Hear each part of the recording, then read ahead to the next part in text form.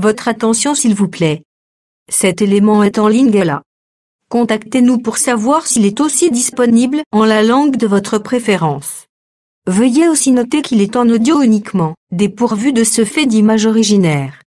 Merci d'être venu au rendez-vous de la connaissance, de la révélation, de la précision et de la profondeur biblique. Merci d'être venu sur évangileéternel.com, le site web de l'Évangile éternel. Nous sommes la conservation, le partage et la promotion de l'Évangile éternel. Nous sommes christequality.com. Équilibrer la manne ramassée dans le désert de sorte que chacun ait un œil.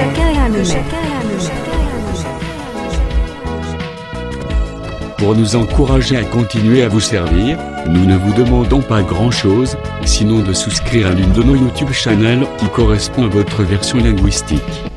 Souscrivez s'il vous plaît. La rubrique Pasteur et présente aujourd'hui l'homme de Dieu, le pasteur Tite Kabeya, ministre de l'Évangile éternel. Recherchez-vous les enseignements du pasteur Tite Kabeya? Allez sur christequality.com/titekabeya.html. Les enseignements sont disponibles en texte, audio et vidéo. Bonne édification au nom de notre commun Seigneur et Dieu Jésus-Christ. Amen. Souci zalai que moko na moko ya ministre de Dieu ou ya yaki appelle ça une lumière à ce qui concerne moi na mobali moko na moko ndako ya Jacob. Compte tenu ya temps et des fois ils avaient causé là balobeli sur Jida na Genèse 49 moni moté ya bosani na Deutéronome 33 mususu aya lobeli Riben et omoni abosani na ordre ya naissance. Alors notre souci est que le col à sujet est déjà exploité et souci makasi c'est que makambo ya nzambe to simbango na mobimba na yango ozala na facilité ya ko défendre les histoires de Dieu na ndenge oyo nzambe atia yango. C'est-à-dire ceux qui ont défendre sur ordre ya naissance ozala na facilité ya koloba yango. Ceux qui ont talisa sur bénédiction à Jacob, otalisa sur de Moïse, olobela aussi sur les pierres.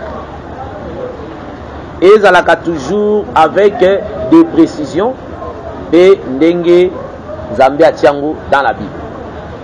Nous savons que objectif oyo tozali nango izali que bato bazwa makambo ya Nzambe bazala positionné selon ndenge frère Paul azali ko préciser na Ephésiens chapitre 4 dans sa but ya ministère ou que bato bazala te emporté à tout vent de doctrine par la tromperie des hommes. Donc si le ministère est sali musala na kati ya moto, les trompeurs bakozasi sont acceptés ya ko emporter cet homme. Par la tromperie des hommes, Nanzela ya ruse et la séduction. Donc il y a les trompeurs, c'est la ruse on a qu'à séduire Batu, mais ayena mensonge. Mais peut-être mensonge wana akoyi kozwango pe atangi écriture, mais oyo atangi na oyo azoloba ekeseni. Apesi le comme ça. Tango yo le ministère et doit travailler souci de la que la zone d'ombre et l'ongwa afin que batoba ibako adorer correctement. Voilà pourquoi ceux qui ont tali écriture autour mingi que personne n'enseignera son concitoyen. Mutu akote ya lisusu mozalani na ye te. Akolobela bato te yeba nzambe. Pona nini? Parce que toza na état oyo l'esprit azali ko enseigner. L'esprit azali ko pesa la précision des choses. C'est que makambo ezo uta so pas ya bato te. Voilà pourquoi ce kotali na ordre ya kotonga tabernacle. Ce kotali ndenge bazo tonga tabernacle, bazo poser yango. Moïse abanda ko poser yango nde à partir ya lieu très saint. C'est ça. Abandela kuna nde aye ko bimati na parvi. Amen. Abanda na parvi ta do kende boyete. Abandeli na kati. Asali a placé arche, asali lieu très saint, a tiré voile. Aïe, asali lieu saint, a tiré hôtel de parfum, a tiré table, a tiré chandelier, a tiré rideau, abimi, asali nyonso biloko za na kati ya parvis ici. De tangu Moïse azo tonga wana, bazo poser, bazo bima, ezalaki tout un parler de Dieu.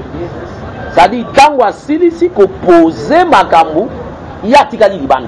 C'est ça. Ezalaki ke bazo makambu azo tonga ya azo kotaka, osali parvis aussi ici ya côté, osali je ça ko donc bazo tonga soki esili abimi. C'est que na kati ya lettre ça okota lisute. C'est ça. Abimi. C'est au fur et à mesure azo tonga zo makambu esili nyonso ya komi libanda. Donc on a kotalisa ke tana yesi. C'est quand le tabernacle est commis posé et ça n'est pas dans la Bible, c'est le tout. C'est la fin du service à Moïse. C'est que c'est le temps où maintenant Dieu doit descendre dans son tabernacle pour Asala Moussala. C'est que tant que le tabernacle est aussi la wana, c'est la fin du temps de Moïse. Donc on a kotalisa que lelo tozali na ta oyo nzambe ye moko azo sala musala na ye na kati ya ba ministre na ye. Dieu travaille, ce n'est plus un homme qui travaille. Et c'est pourquoi au komona exhortation na biso makasi eza que ozwa souci ya âme na yo par rapport na marche tozali na. Parce que nzela tozo tambola, il faut la suffisamment équipé na kati ya parole du Seigneur. Denge le Seigneur a fait sa parabole à Zoloba, dans Matthieu chapitre 13, les royaumes des cieux est semblable na un marchand. Azali Kolukaba perle ya grand prix. Dans Matthieu chapitre 13, Batangeli biso yango à partir du verset 45. Tina 46. Matthieu chapitre 13, je lis à partir du verset 45 jusqu'au verset 46 au nom du Seigneur Jésus. Le royaume des cieux est encore semblable à un marchand qui cherche de belles perles. Il a trouvé une perle de grand prix et il est allé vendre tout ce qu'il avait et l'a acheté. Le royaume est semblable na ba belle perle. Oyo, un marchand azoluka. Les marchands ici, ils ont aussi les prédicateurs. Parce que les marchands, ils ont mbongo. Bazaka musala bazoluka. Bazwa basomba ba perle ya kitoko. Babi a trouvé une perle de grand prix. Donc, awa tozo tirer seulement penser à la recherche ya ba belle perle. C'est quoi tu dis ba perle, ça ba mayaka. Donc, bazuba accueilli kokuta na perle moko ya grand prix. A tekinyo so poazwa perle wana. Ce qui au talitan le Seigneur a dit sur likambo ya perle awa. Ce qui est na cantique des cantiques chapitre 1er. Aujourd'hui le prophète a dit bisa mwasi na ye que ton cou ezali to au milieu des rangées de perles. Dans la Cantique chapitre 1, le verset.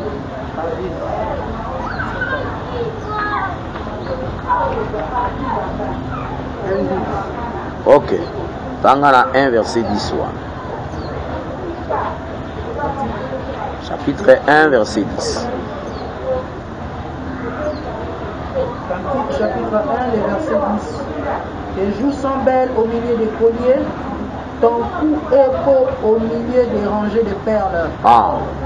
Kitoko ya kingo ezalaka tango eza na kati ya rangée ya ba perles.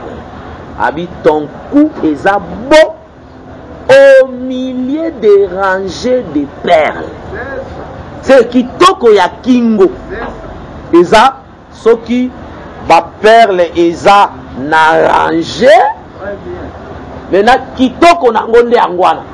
C'est que efandi na kati ya ba perle o eza na rangée.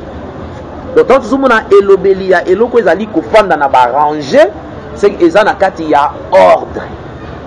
Ni kitoko ya kingo nde yango. Azoba kingo ya mwasi. Or la femme c'est l'église aujourd'hui. C'est que cette femme là a représenté l'église. Le coup de l'église c'est le ministère.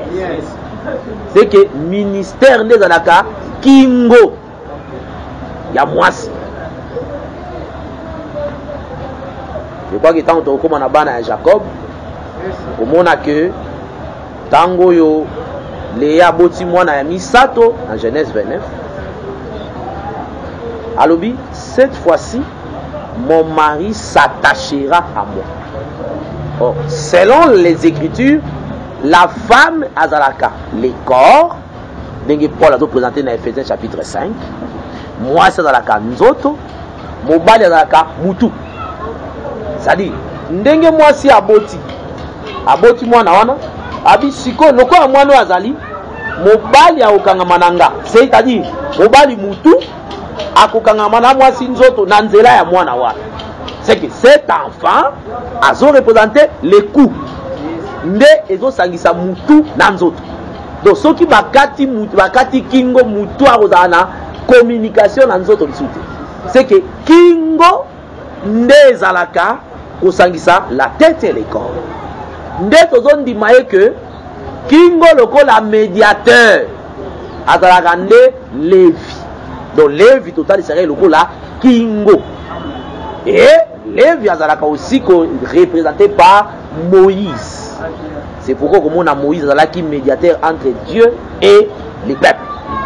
Oh, les peuples c'est la femme, selon Isaïe chapitre 54. Et Moïse azalaki kosangisa peuple na nzambe. C'est que ce qui nzambe aye kofana na peuple, c'est parce que Lévi azalaki kingonde sangisi ba.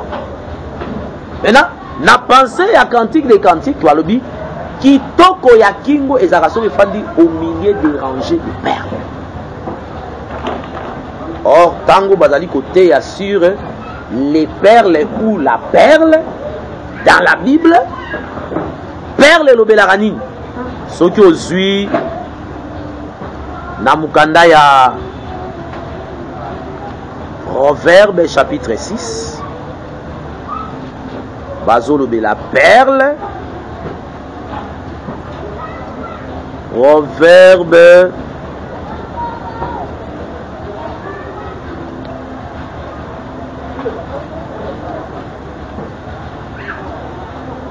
bazolobe loko moko wana d'abord bazo interpréter perle à partir du verset 20 na 21 même na 22. Proverbe chapitre 6 à partir du verset 20 jusqu'au verset 22. J'ai lu au nom du Seigneur Jésus-Christ. Mon fils, garde les préceptes de ton père et ne rejette pas l'enseignement de ta mère. Lis-les constamment sur ton cœur, attache-les à ton cou. Ils te dirigeront dans ta marche.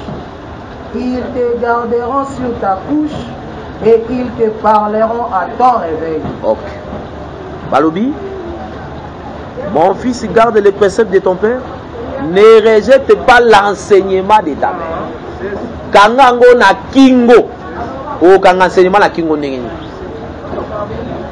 Donc awa, tant bazo présenter ça que enseignement na précepte tiango na kingo. Eza déjà elobeli ya kotali ça que l'enseignement eza perle. C'est que tant que la perle parle de l'enseignement, de la parole. Voilà pourquoi ce routine dans Apocalypse chapitre 21, à partir du verset 21, Bazali Kopé Sabiso, lumière na où est ali perle. Apocalypse 21, le verset 21, Balobini. Apocalypse chapitre 21, le verset 21, je lis au nom du Seigneur Jésus-Christ.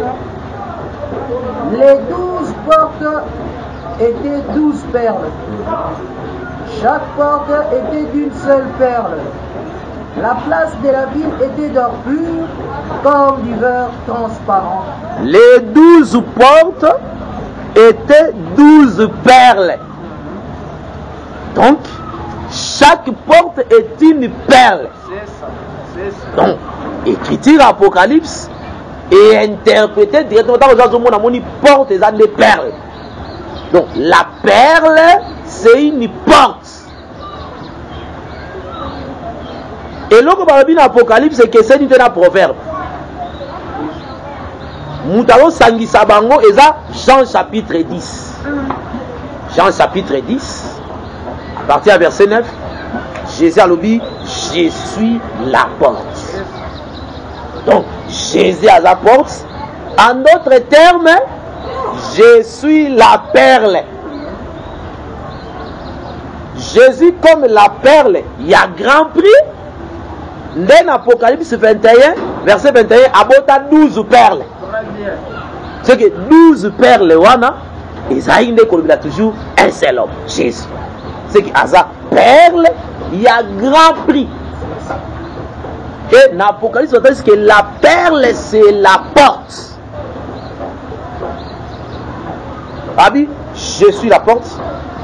Si quelqu'un entre par moi, Babi a causé dans Jean chapitre 10 soir, il sera sauvé. Jean chapitre 10, verset 9. Verset 9. Je suis la porte. Si quelqu'un entre par moi, il sera sauvé. Il entrera et il sortira et il trouvera du pâturage. Ok.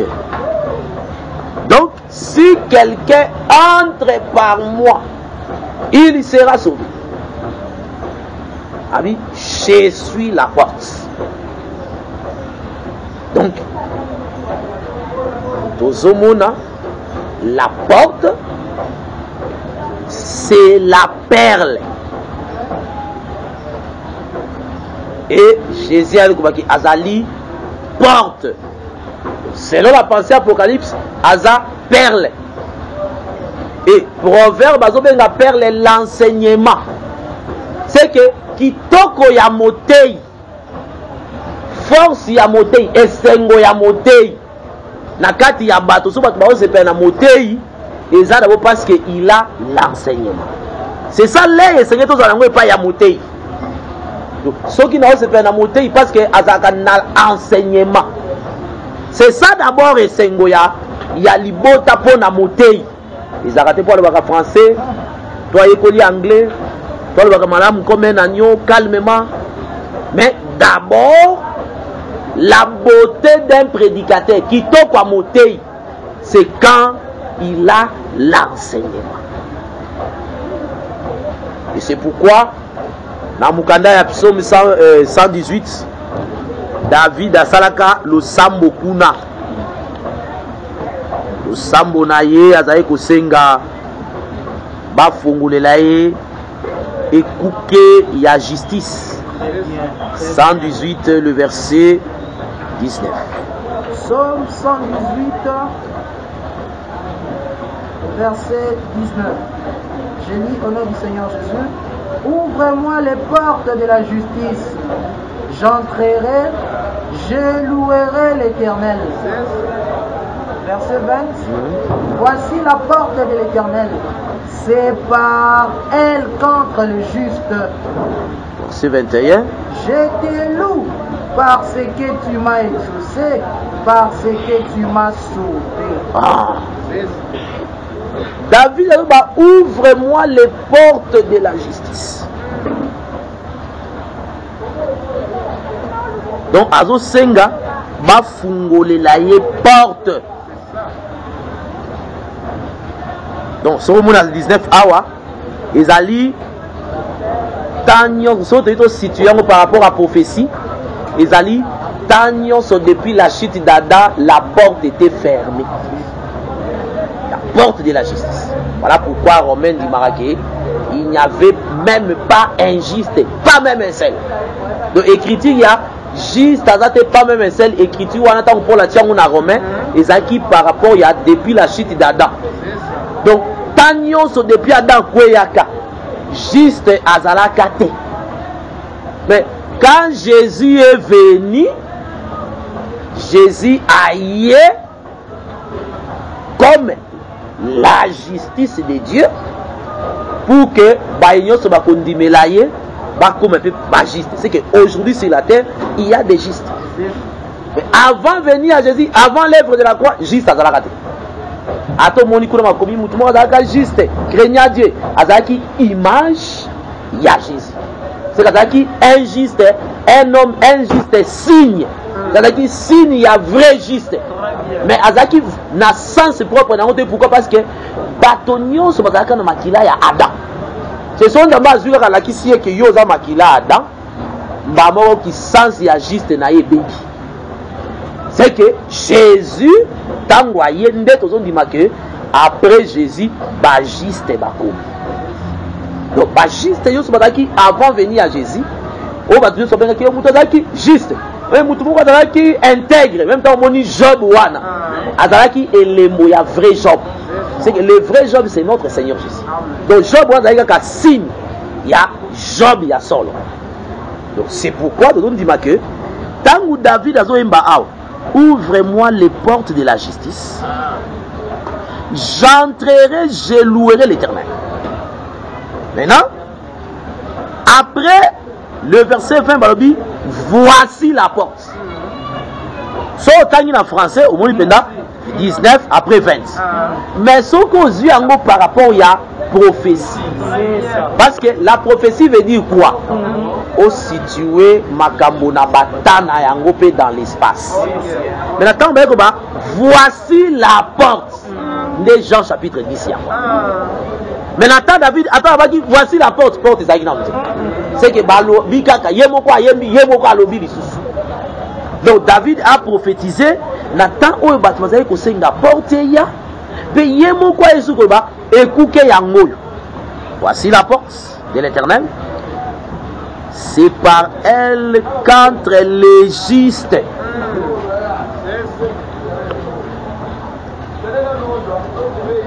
Maintenant après Koloba, je te loue parce que tu m'as exaucé, parce que tu m'as sauvé. Awa sikoyo David abimi biso.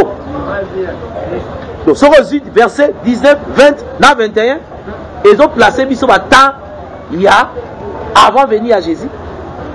Voyez à Jésus, n'attendez la grâce. Donc 19, 20, 21. Il y a Psaume 118. Ouvre-moi les portes de la justice. Tanyo Sowana, les portes de la justice, c'est là qui ferment. Et Esaïe a dit d'accord, on a biso. Parce que tant que la porte de la justice est là qui ferme, Batou Bazaï ko sala ba justice là-bas. Diazobe ngana Esaïe que la justice de l'homme est allée vêtement souillé. C'est qu'il n'y avait pas injustice. Donc voici la porte de l'Éternel. C'est que mon yango directement le temps où Jésus est venu. Donc la venue de Jésus, c'est la venue de la porte. Pardon yango, la porte de l'Éternel. abi na nzela nango nde bajiste bazokota kokota wana eza kokota ya boye te balobeli kokota kaka nde bakomaka na français entre mais aye koloba je te loue parce que tu m'as exaucé. Exaucement oh, c'est par rapport à porter.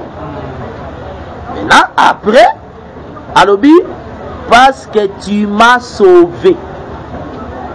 Donc kozala sauvé nde na elobeli ya Jean dit c'est entrer okoti na porte wa mais kokota wana Jésus a simplifié yango na Marc chapitre 16. Il présente maintenant la porte comme étant la parole.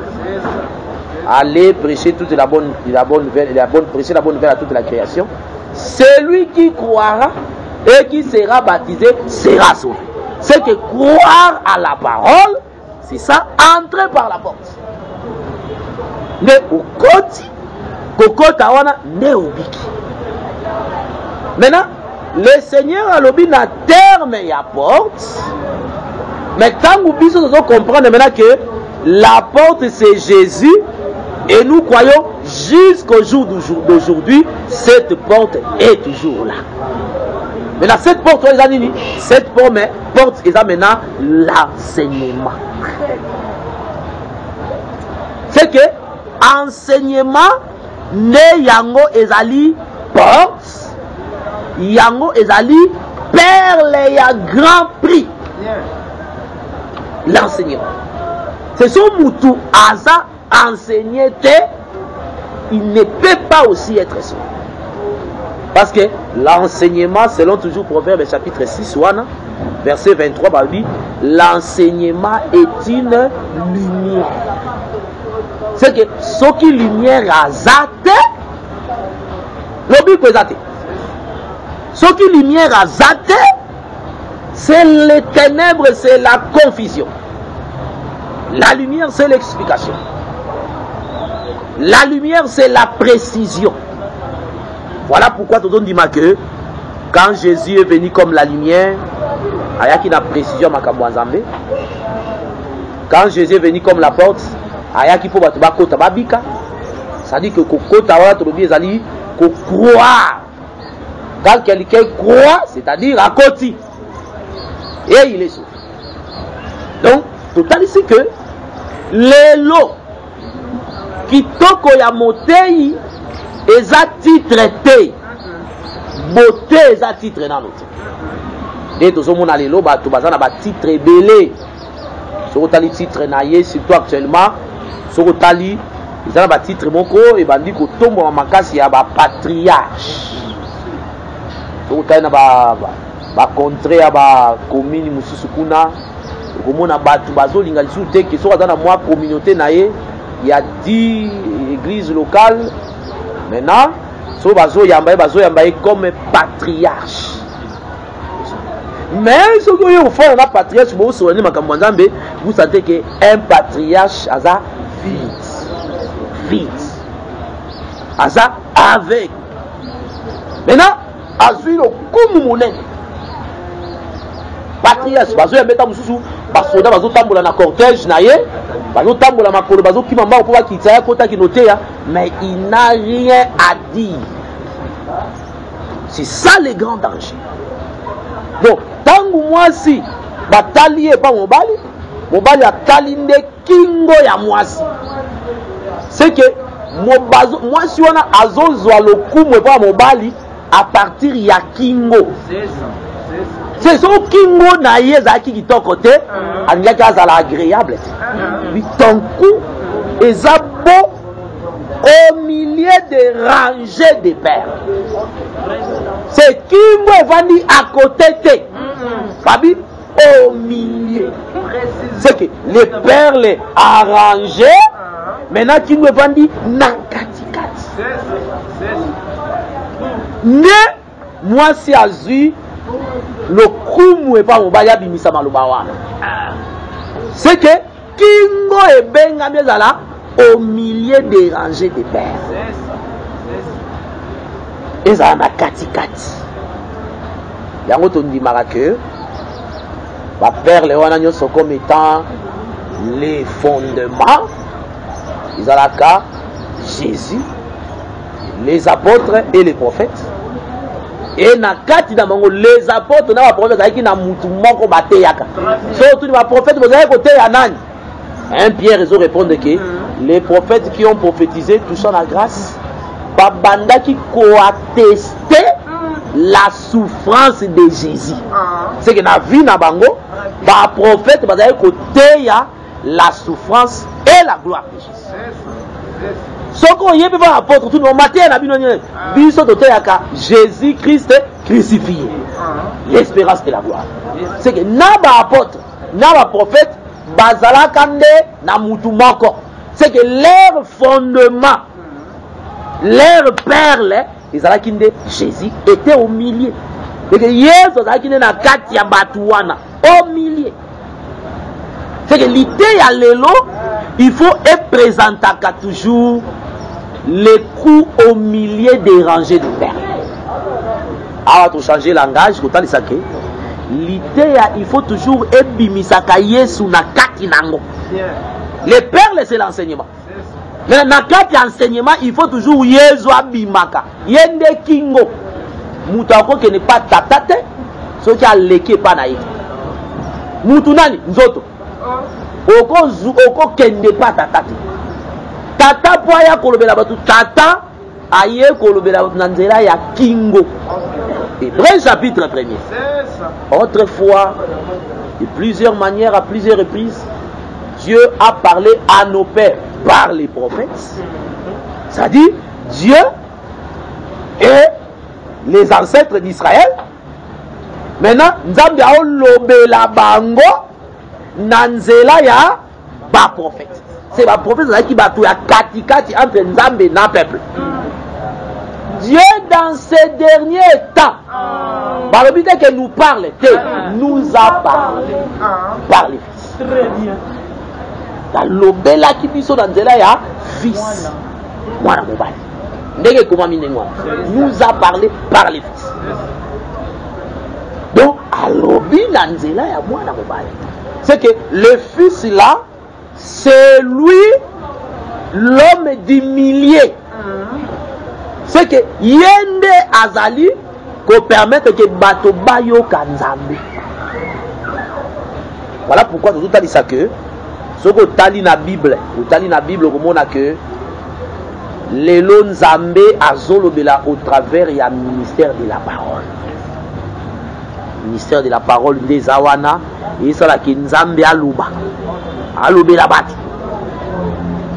tango nzambe azali kolobela bato soko tali dans les écritures comme on a que tango yo nzambe abimisi Israël na Égypte dans une ngata ça toujours valeur ya enseignement na valeur ya motei face ya peuple ezate mutakuta na mundele ndi akomi mutu moko bazokumise bazobange parce que avant dakana Trump tango azoya na Russie bazali kufa na Trump ezana nu wana te oteye mukolo moko boye tango voyage ki Afrique du Sud Zuma invita ki badinaki na Zuma biloko wana eza biloko pesa na mutu mo honneur te volia na Zuma te Moïse tango e babimi bazotambola na Israël soko tangi na mukanda Exode à partir d'Exode 19 tina Exode 35 oko remarquer que Nzambe azali kobisa Moïse monte Moïse amati apesi Moïse maté Moïse akiti alobi na Israël amati apesi ordre Moïse amata 7 fois après wana au monde a sous que balobi que monte c'est que première année mobimba parce que tant batamboli première année dès la première année wana Moïse a mataka so kanzambe azokita même tango yo azwaki table de pierre wana kiti nango ezalaka na première année ezali na kati ya banombre wana ya mata akiti mata akiti tango aye kokita mbala ya suka ezalaka nde tango elongi nde engengaka wana 7e fois wana tanga kaka bandaka kotanga tango nzambe babenge mata na ngomba omona eza mpenza 7 fois maintenant amati akiti na 7e fois nde aokita elongi nde ya kongela nde azipa yango maintenant à partir ya mokolo wana tango akitaka tabernacle esalemi Moïse amataka lisusu te maintenant nzambe akomi kolobela ye na propitiatoire kaya kokendaka mata kuna zonga elingi koloba nini maintenant oyo azalaki likolo akiti maintenant sikoyo Moïse akomi koyoka mungongo ya nzambe na propitiatoire. Amen. C'est que propitiatoire ezalaki na arche boyi na mufini kunango entre les deux chérubins mungongo azambe ezobima soko kuna c'est nzambe alongwe aye kofa na kati ya sanduku oyo basali yango na bois d'acacia nde akomi koloba wana akomi koloba wana komata 7 fois to kitaka wana pe nde ndimisaka biso ke lelo ezaka pe ombre ya kotalisa ke ndenge okoki pe koboya lite ya oyo ya 7 anges de l'église ndenge bato bazoteya yango parce que soko tali bazotalisa ke 7 anges ya 7 église bazalaka na loboko ya mobali oyo ya mutu jamonaka c'est que ba 7 anges bazalaki na kati ya loboko na ye donc pour le kotalisa ke bazalaki nde ba ouvrage na ye donc bisaleli na ye donc ye moko nde azali 7 anges wana ezalaka te ke 7 anges ezalaki nde baklasse yango ke ezali ange moko boye parce que ombre ekoboya yango moto azali komata kuna akiti amati akiti amati akiti ata makambo makasi ezokoma kaka mutu moko anda amataka akiti moko mosusu kutu bamati na 70 anciens bakomi wana bafandi après 70 anciens batikali pendant 6 jours 7e jour bapusani na Josué bake na Josué bapusani atiki bangoto ye bake na Josué bakomi wana lipata ekiti ye moko Josué atika libanda lipata ekiti akoti na kati 40 jours 40 nuits bafai na kati lipata Josué atika libanda azozela kaka ti tango ayeko bima nde azwi Josué bakiti tanga kaka komona zoka tanga kaka exode komona makambo nyonso nde nzambe ati yango ezaka masolo te c'est mutu moko azomataka azokita ye moko azomata azokita donc awa déjà une seule personne azalaki lokola ange de l'église oyo l'église wana ombre ya ezalaki Israël c'est l'ange wana physiquement boye ezalaki nde Moïse parce que Moïse était Dieu c'est que c'est lui qui était l'ange de l'église l'ange à Israël ezalaki nzambe ezalaka mutu te parce que Moïse était Dieu ye moko azomata azokita na 7e fois azwi lumière wana aye nango na mabele c'est que la lumière efandi dans un corps pour nakoya apesa bato la vie mais comme ce n'était pas encore l'état où la vie esengelaki epesama nde azozipa yango donc pour nakotalisa que na réalité lelo une seule personne qui enseigne c'est le Saint-Esprit et le Saint-Esprit c'est lui le ministère parce que vous avez la différence entre ministère na ministre ministre n'est pas corps wana mutu à cause de la muluba mukongo muyanzi à cause de la paralytique à cause de la infirme mais nazaka na réserve minga za la aveugle boy physique à cause de la difficulté parce que écriture dit applique-toi à la lecture donc au baby c'est écriture moi parce que autant il sous nini ou bien on va namener pour ça la radio à tché cassette au tché ka ça lecture bi ni ba ça na sangu malam baotanga kati azio inspiration ndengwana donc na ebité so za ndengwana mais pour na kotalisa que na kati ya makambo nzambe enseignement des ali place ya munene Et si comme il au milieu des rangées de mer. Ne quittons pas l'église, vous allez voir. Ne faciliter à détecter les menteurs, les trompeurs. Parce que tout ça, on va tromper et béni. Je prends un exemple. Résident à la Renaissance, Makamwa Komi Koloba Sikoyo. Frère Ndalanda Kiam. Renaissance a eu sa 3e année. 3 ans, hein? 3 ans naïe. Alors, Azak a organisé fête et anniversaire et équipe. A Kobengisa, ba musicien chrétien, na ba païen. Ah, yo pour Landa Kiam Wendeko. Alanda Kiam. Na ba païen. Journaliste païen. A Kamou. Ah! Yo mounia mousia, jusqu'à répondre. Yo mounia mousia église. Mounia iska mutakomi. Donc, a commis Moussika. Ake très loin. Si tu as un musicien, et nous connaissons des musiciens qui sont un musicien. C'est que Baza Batoyo, Baza qui bat ton père. Ayaki nanou. Si à un moment donné, ne balobi que ba s'introduisaki. Maintenant après un moment donné, à la kisi nationale. Et Moutandengwa déjà pas si point di makabungi. Yango écrit so Moutasa goûter makambo nzambe. Au pengui. Ah et comme il m'a dit il au moins appelé écriture du sens. A commis incrédible. Et il y a au moins toujours grand. Oh nakati ya Bible boye dans l'enseignement. Monter à cause ma biloko wana. Et ça biloko ba kobenga ba interdit pour na Moutasa osala musalalité. Et voilà c'est ka komi. Donc, vous entendez, trompeur. Il a trompé les gens pendant 20 ans, 15 ans. Mais maintenant, à la que, frère, ceux qui sont dans le bateau, ils sont bien dans son église. Il faut pas aller là.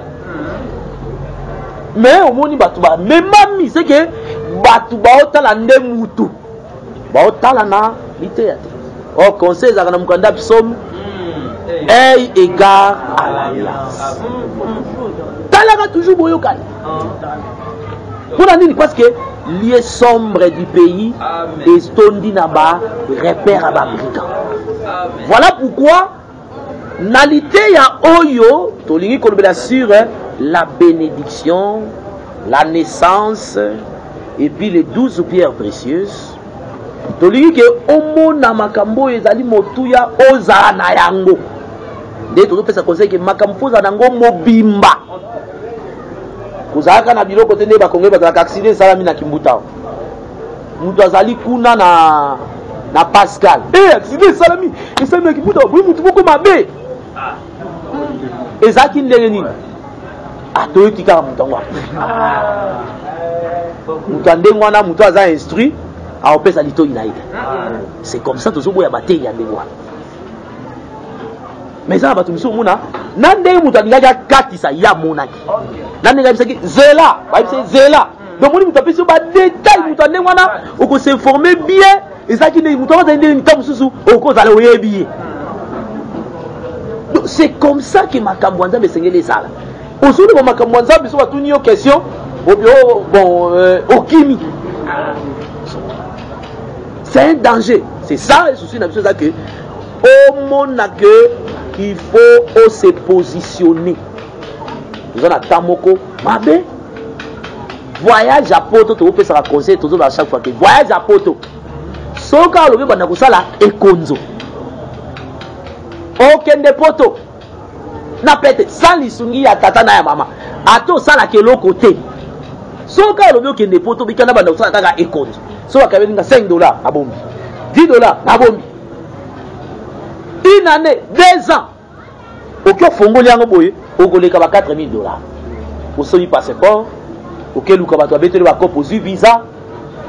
Ici li, au lobby, ndeko mo kaza kuna ozwanga en charge. Et si ok, au visiter poto zongi. Mais makambo nzambe il faut comme luka koyeba yango. C'est ça le salut. Oyebake, tangu bazolo de la bana oyo, le Seigneur a tiaki yango ponani. Parce qu'il est écrit que Dieu fait tout pour un but. Proverbe chapitre 16 verset 4. Nzamba tiaka makambo nyonso asala makambo nyonso na ntina. Maintenant asepeli ke na kati ya makomi tomona naissance ya bana zomi na mibale wana. Frère Paul atalisi biso tango azoteya na 1 Corinthiens chapitre 9 tango azobela makambo ya droit ya prédicateur azwi ndenge Moïse alobaki okokanga ngombe monoko te soki azali ko ruka ba grain. Abi est-ce que Nzambe azali kaka kozwa peni ya kolobela bangombe nde lobeli wana eservi biso de base na Genèse 29. Est-ce que tango bana bazobotana bazotanga bakombo bapesa bakombo Nzambe azali kozwa peni bakoma ngo po elobela biso bana bo abotamaka bo biso bapesa pe bakombo bongo. Dieu cachait un enseignement, un parler na kati ya Genèse chapitre 29. Tomoni un frère Jacob ou azali na tata na ye Isaac. Papa tango afandi ti un moment donné dans Genèse 27, Genèse 28. Papa moni mwana na ye akomi na âge ya kobala, abengi ye apamboli ye alobi na ye ke nalingi obala bana ya basi ya mboka te, kende na Panda Aram epai ya noko na yo ndeko ya mama na yo, ozwa mwana ozwa mwasi obala. Le père a béni son fils Jacob. Tango a bénir ye et tomoni Jacob alongwe. Ouais, pelisi la biso lumière wana po tomona malamu. Le père, après avoir béni son fils, le fils a quitté son père et sa mère. Tozotanga yango na Genèse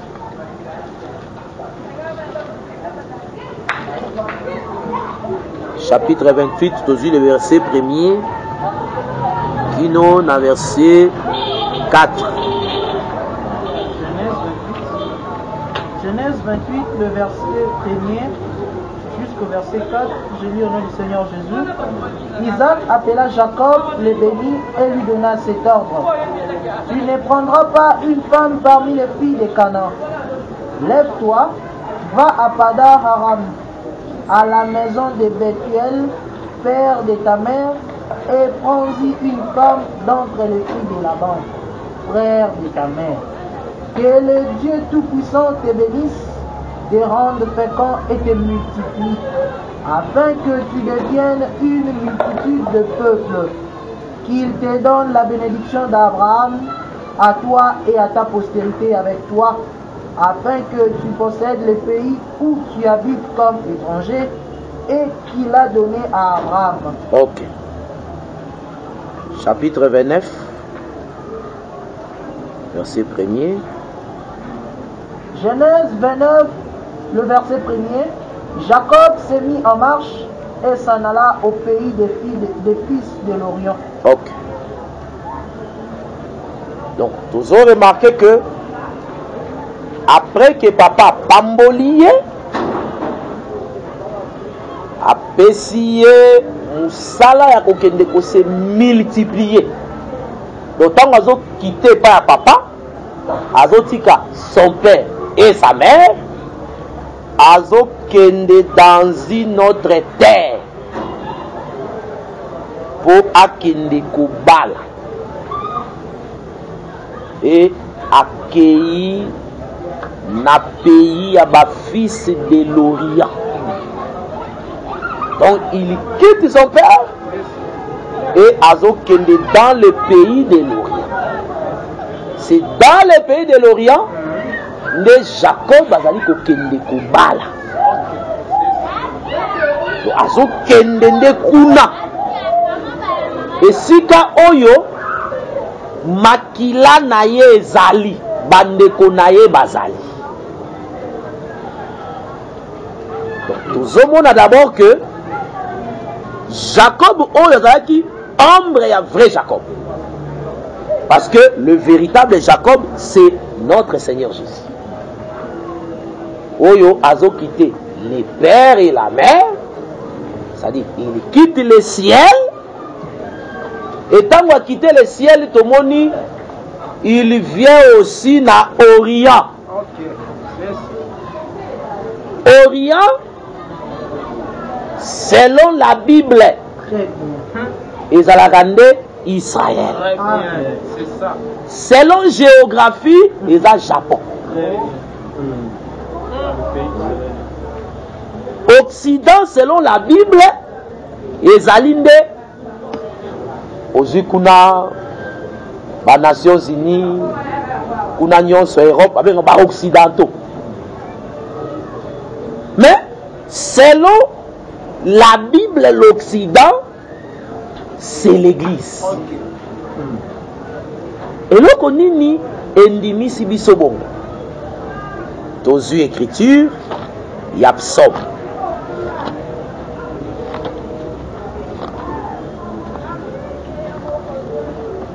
Psaume.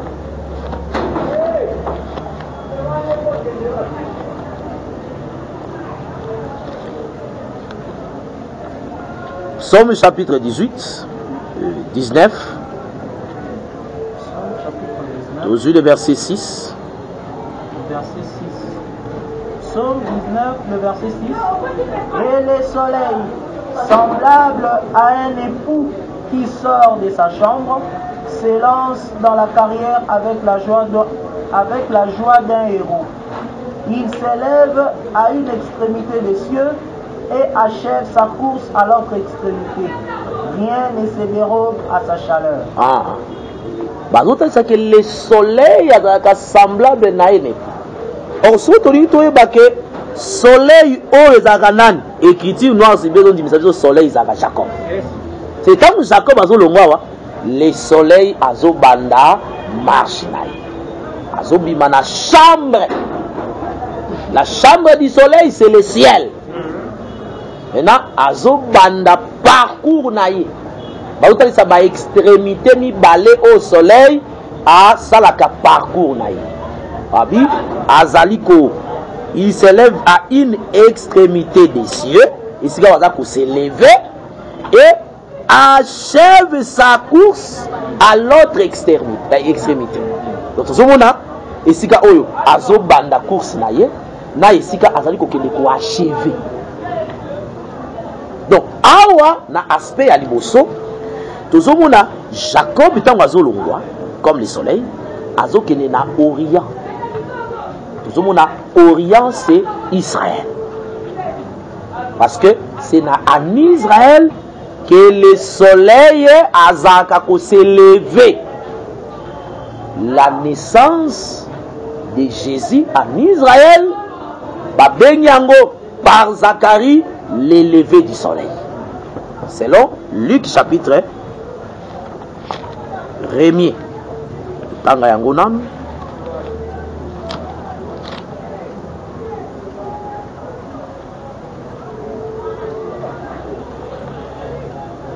Tozui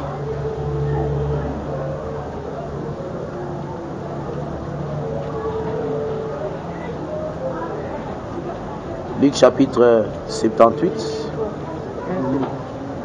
1,78. Luc chapitre 1, le verset 78. Grâce aux entrailles de la miséricorde de notre Dieu, en vertu de laquelle le soleil levant nous a visités d'en haut, pour éclairer ceux qui sont assis dans les ténèbres et dans l'ombre de la mort, pour diriger nos pas dans le chemin de la paix. Ok. Awabi Zacharie, dans verset 67, son père fut rempli du Saint-Esprit Et il prophétisa en ces mots. Mais tant qu'ils ont prophétisé, il y a d'autres lobélandais sur Jean-Baptiste. Mais cette prophétie ne concernait pas Jean-Baptiste. Ils ont concerné Jésus. Mais à autant que nous Jean-Baptiste, pourquoi? Parce que Jean-Baptiste est place à la Jésus. À la ombre il y a Jésus. Je crois que ce que Tali, dans Matthieu chapitre 16, Batuni, habitant Césarée, le Bangana Sanani, tant Batuni, Atuni va discipliner les questions. Babi, Oza Élie, Ozali Jérémie, Oza Jean-Baptiste, Ozali l'un des prophètes. Jésus va dire que Jean-Baptiste. Afin d'Akimia, c'est-à-dire Jean-Baptiste, Azaki pe na kati ya Jésus. Parce que tous on dit que Jean-Baptiste, Isaïe, Bango nyonso, bazaki lokola tabernacle tango zaki na maboko ya bato. Parce que avant tabernacle ekoma un tout et loko nyonso ezalaki nanu na liboko ya mutu moko na moko. C'est ça. Wazaki na wadacasia, wazaki na or, wazaki na argent, wazaki na airain, wazaki na loko boy. Après un moment eye ko sangana nde esali ce qu'on appelle une maison. C'est que tabernacle wana ezali kotalisa Emmanuel. Avant que Nzamba ya kofanda au milieu des gens, Nzamba azaka na maboko ya bato. Bato wana banani ba prophète. C'est ba prophète ba mateya na bango. Ba prophétie na bango ezalaki nde kolobela toujours un seul homme. C'est pourquoi quand mutu wana ye nde bango nyonso bamikuti na kati na ye. Donc pour na kotalisa que tango mona Jean-Baptiste azali pe image ya Jésus. Pourquoi? Parce que tango yo tozote ya sur demande ya mama. Tango yo mwana ya mwasi abinaki bien. Maintenant mokonzi alobi na ye napesa yo nini senga ngai.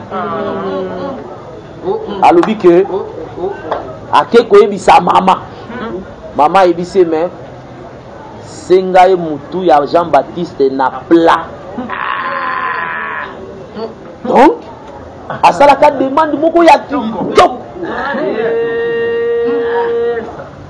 Parce que kozwa la tête d'un prophète, c'est le tout de Dieu.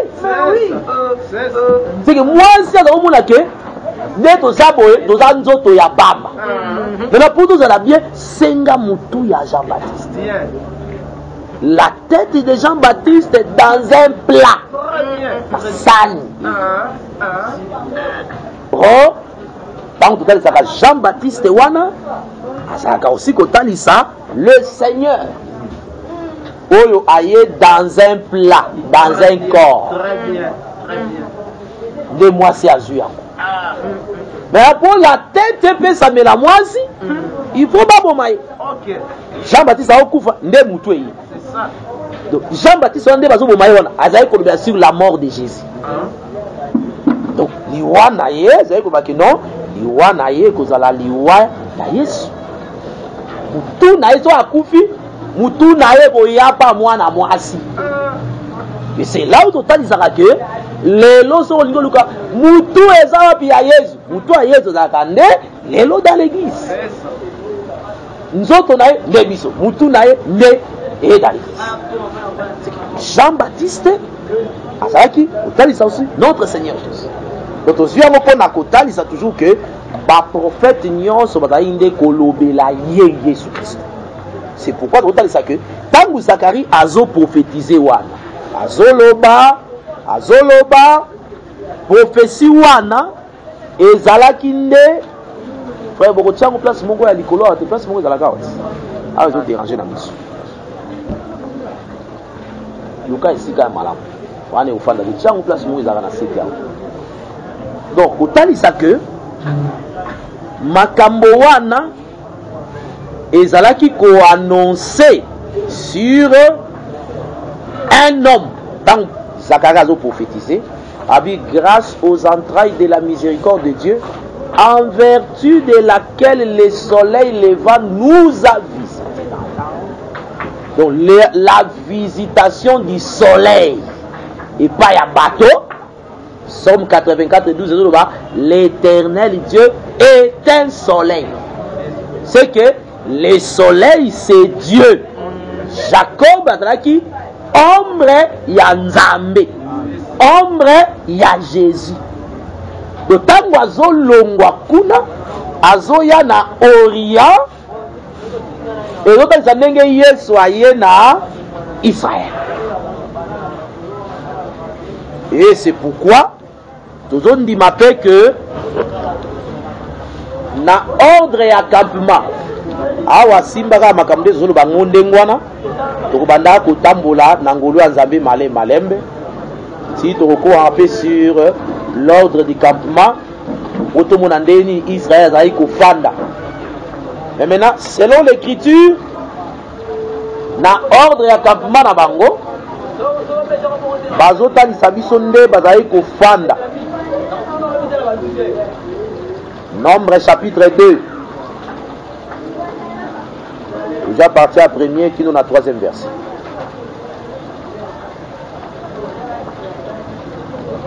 Nombre chapitre 2, verset 1er jusqu'à 3. L'Éternel parla à Moïse et à Aaron et dit: les enfants d'Israël camperont chacun près de sa bannière sous les enseignes de la maison de ses pères. Ils camperont vis-à-vis et tout autour de la tente d'assignation. À l'Orient, les camps de Juda avec sa bannière et avec ses corps d'armée. Là camperont les princes des fils de Juda, Nachan et fils d'Aminadab.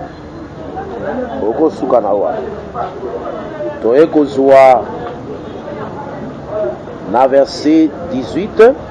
Verset 18. À l'Occident, les camps d'Éphraïm avec sa bannière et avec ses corps d'armée. Ok. Soukanawa. Batalisi na ordre ya campement.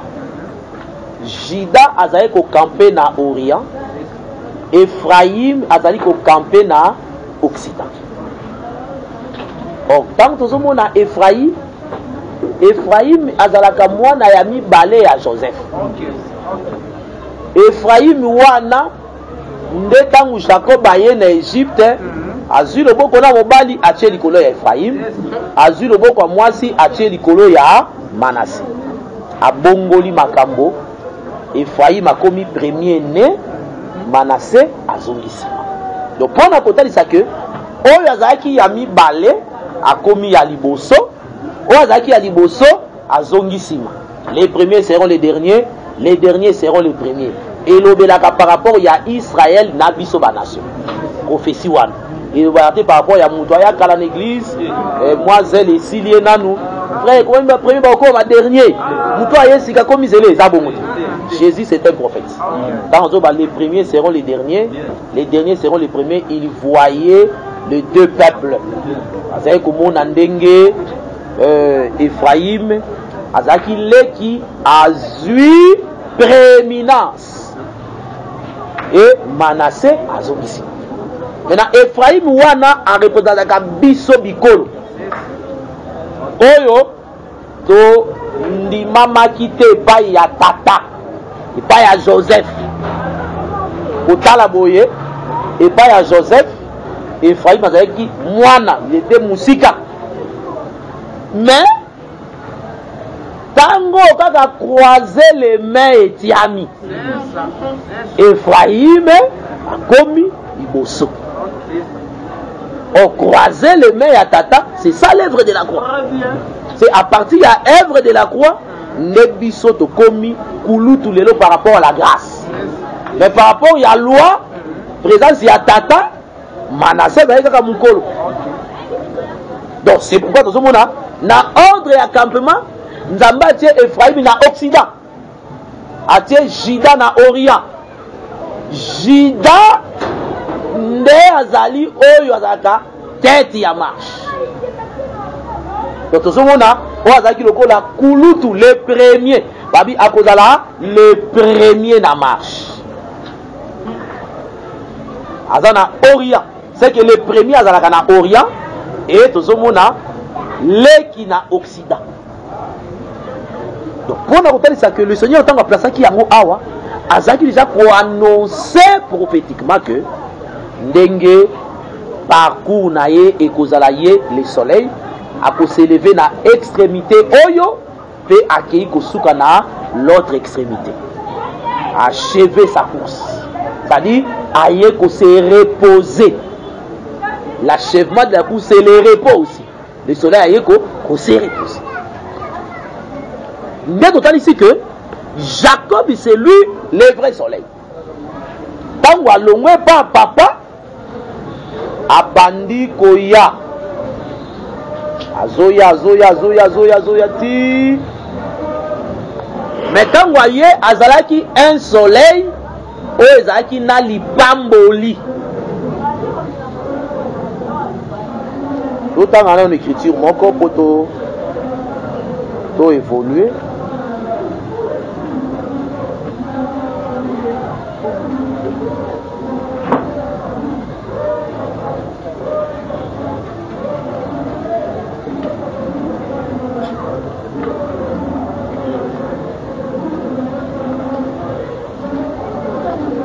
Wana ezali importante.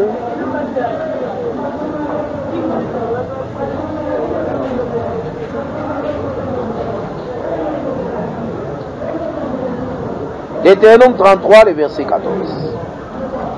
Pendant la verset 13, c'est la 14. Deutéronome 33, le verset 13. Sur Joseph, il dit: son pays recevra de l'Éternel en signe de bénédiction les meilleurs dons du ciel, la rosée, les meilleures eaux qui sont en bas, les meilleurs fruits du soleil, les meilleurs fruits de chaque mois. Ah, donc awa nazuka elobelia les meilleurs fruits du soleil. C'est le soleil dans ba fruits na yango. C'est tant Jacob azolongwana lokola soleil azotika le ciel azokende quelque part azalaki na ba fruits na ye na kati na ye. C'était un soleil avec ses fruits. Je crois que tant nous avons les fruits dans la Bible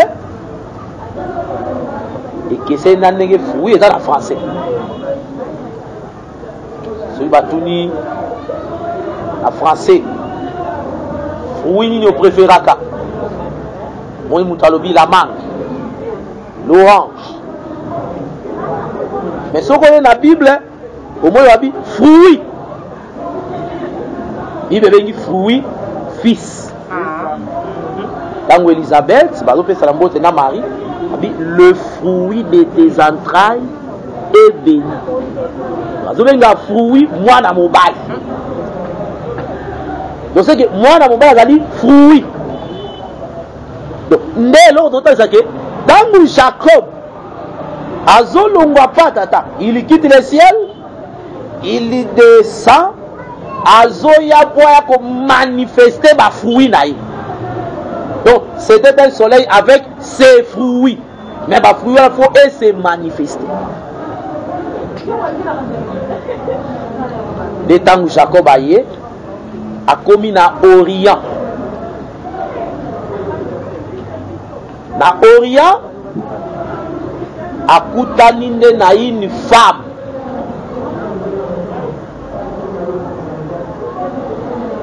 Cette femme c'était Rachel. Asepeli na Rachel. Donc Simba Orient na Rachel toujours dans le komoko. Kouta na Rachel. Rachel doit représenter Israël. Oyo Jacob comme le Seigneur Jésus. Tangwaye akutani nanu na Israël. Asepeli nanu na Israël. Yango moni tangu Yesu atindi baye kolipo na mbala liboso bakende kote ya sango malamu eloko bato église des noirs babomaka nango bato oyo baza enseigné te balobi nini abi bokende te na ndaku ya bapaya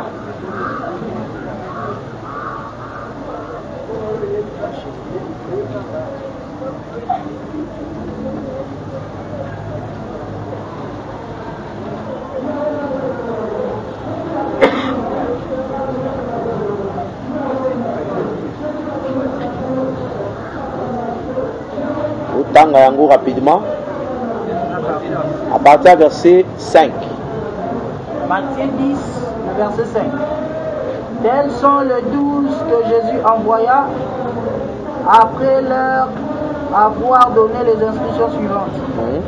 N'allez pas vers le païen et n'entrez pas dans les villes des Samaritains. Allez plutôt vers les brebis perdues de la maison d'Israël. Continuez. Allez, prêchez et dites, le royaume des cieux est proche. Guérissez les malades, ressuscitez les morts, purifiez les lépreux, chassez les démons. Vous avez reçu gratuitement, donnez gratuitement. Ok. Soki batuni yo question oyo.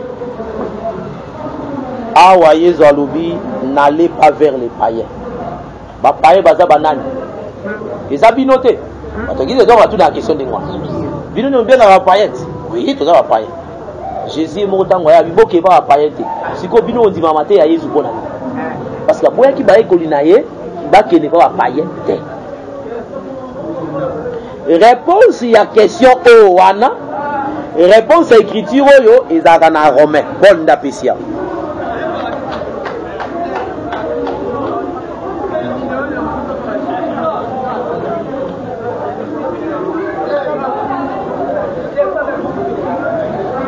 Christ a été serviteur des circoncis. C'est la biso yango na Romain.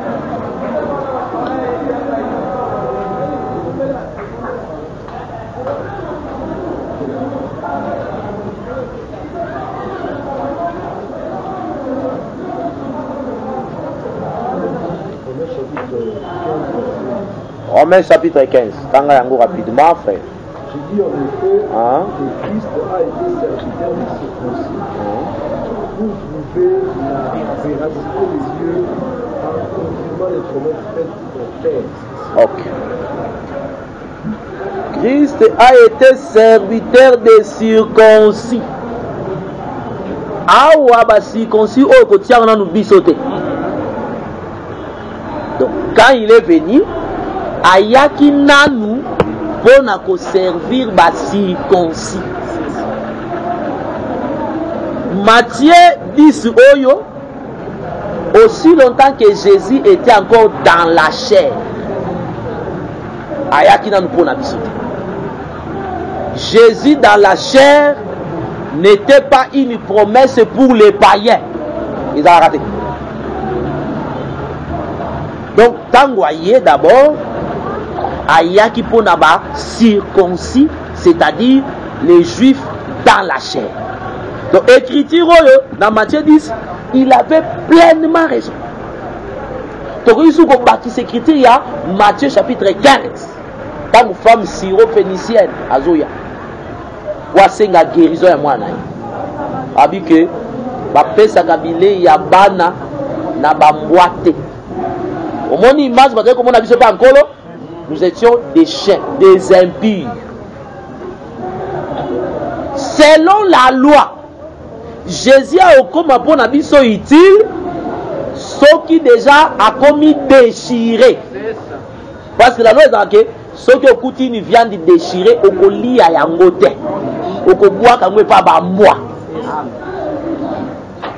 C'est que Jésus, quand vous voyez comme Mazaki nous déchiré,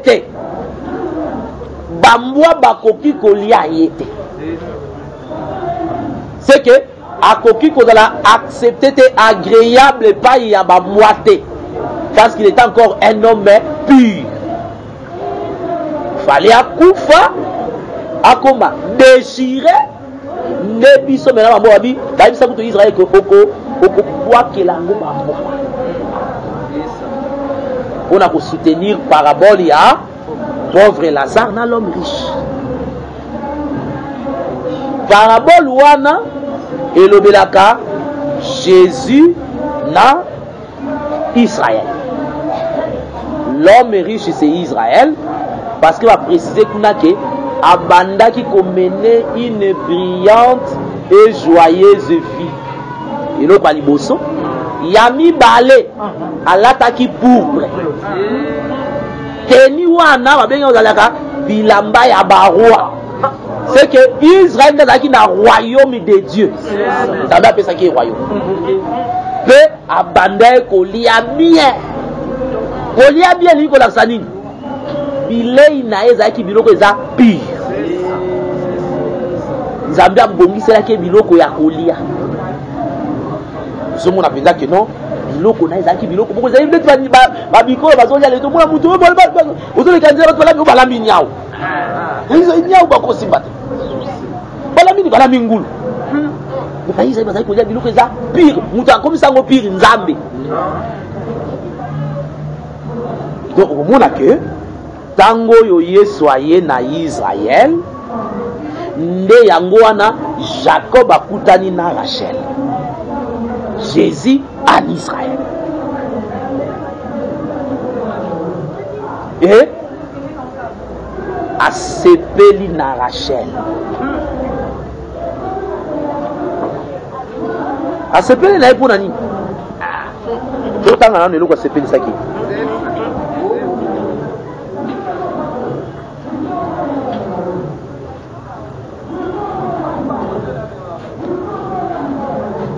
Soko te azali na miso 5 heures au ça lisumu hein.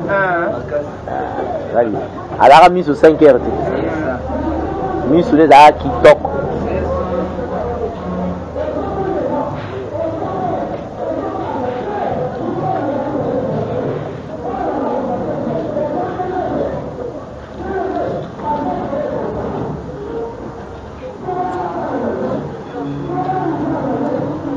Ah, on est allé hein. Ah. Les Toroko Makuna Rachel te. Tozui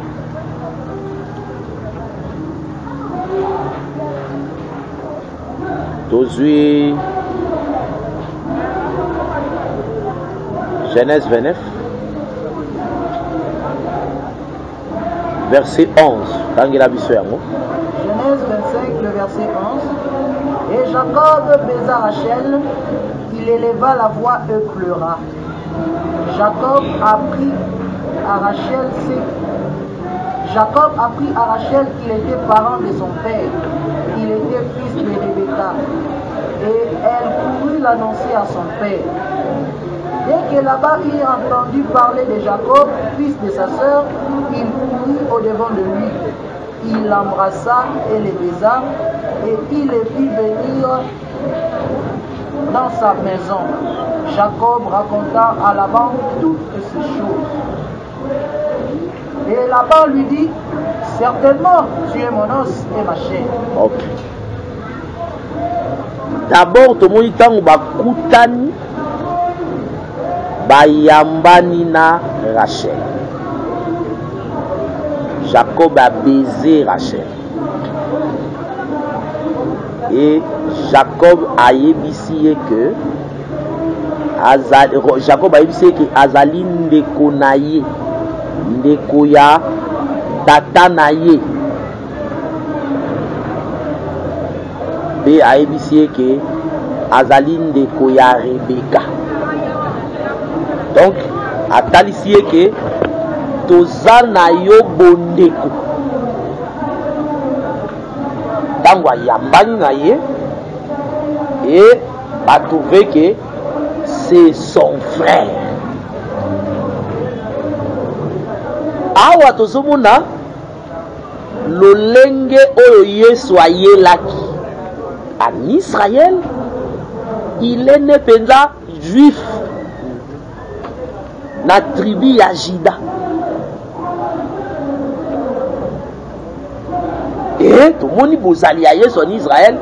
Et ça aussi un sujet de joie dans nous pour nous. Un grand prophète a paru parmi nous. Dieu a visité son peuple. C'est que, oui, c'est ça qui aussi c'est un prophète. Aïe. Parce que déjà Jean-Baptiste a Koufaki. On va avoir besoin d'un prophète parce que il a position et Nzambe pas là-bas. Donc quand Jacob a... Allez, s'il vous plaît, au numéro suivant, pour retrouver la suite de ce message. Merci d'avoir suivi ce message et que Jésus-Christ vous bénisse. Si vous avez une question à l'intention de l'homme de Dieu, si vous voulez que l'homme de Dieu prie pour vous, si vous voulez vous confier à l'homme de Dieu, ou si vous voulez tout simplement bénir l'homme de Dieu, contactez-le directement si ses coordonnées sont disponibles depuis sa page. Sinon, contactez-nous et nous lui transmettrons vos préoccupations. N'oubliez pas de faire un tour à notre page évangélisation pour voir en quoi vous pouvez vous rendre utile à Christ par cette œuvre. Que Dieu vous bénisse tous. Amen. ChristQuality.com. Les cieux en un clic de la souris. Évangile-éternel.com. Le site de l'évangile éternel. ChristQuality Fondation, équilibrer la manne ramassée dans le désert de sorte que chacun ait un eumère.